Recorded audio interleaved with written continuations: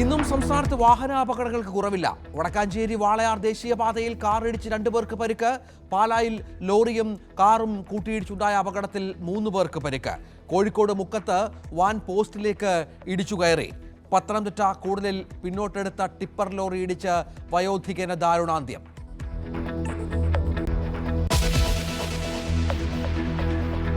വാഹനാപകടങ്ങൾ കൂടുന്ന പശ്ചാത്തലത്തിൽ ADGP വിളിച്ച യോഗം ഇന്ന്. പോലീസ് ഉന്നതർ പങ്കെടുക്കും. യോഗം യാത്രക്കാരുടെ ശ്രദ്ധയ്ക്ക് എന്ന ന്യൂസ് 18 ലൈവത്തോണിന് പിന്നാലെ കരിമ്പ സ്കൂളിൽ സങ്കടക്കാഴ്ചയായി അനുശോചന യോഗം. തീർച്ചയായിട്ടും നമ്മുടെ കൺമുമ്പിൽ ഇങ്ങനെ അനുഭവം നമുക്ക് വന്നു ചേർന്നിരിക്കുന്നു.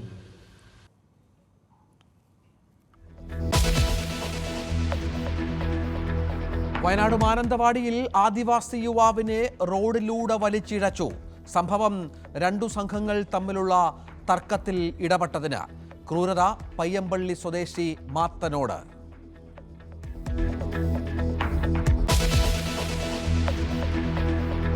സ്വിഗ്ഗി ജീവനക്കാർ സംസ്ഥാന വ്യാപകമായി സമരത്തിൽ. സമരം വേതനം വെട്ടിക്കുറച്ചതിൽ പ്രതിഷേധിച്ച് പാളയത്ത് ജീവനക്കാർ തമ്മിൽ തർക്കം.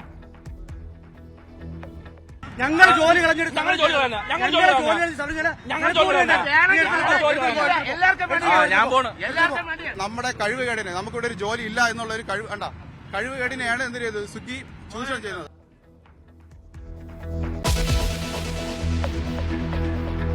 ബീവറേസിന് സമീപത്തെ പാർക്കിങ്ങിനെ ചൊല്ലിയ തർക്കത്തിൽ യുവാവിനെ കാറിടിച്ചു കൊന്നു. സംഭവം റാന്നി മക്കപ്പുഴയിൽ.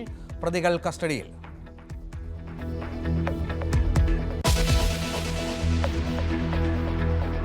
തിരുവനന്തപുരത്ത് ഡാൻസ് ബാറിൽ തമ്മിലടിച്ച ഗുണ്ടാ തലവന്മാർക്കെതിരെ കേസെടുത്തു. ഓം പ്രകാശിനും എയർപോർട്ട് സാജനുമെതിരെ കേസെടുത്തത് ഫോർട്ട് പോലീസ്. ഓം പ്രകാശിന്റെ 2 കൂട്ടാളികൾ കസ്റ്റഡിയിൽ. News 18 impact.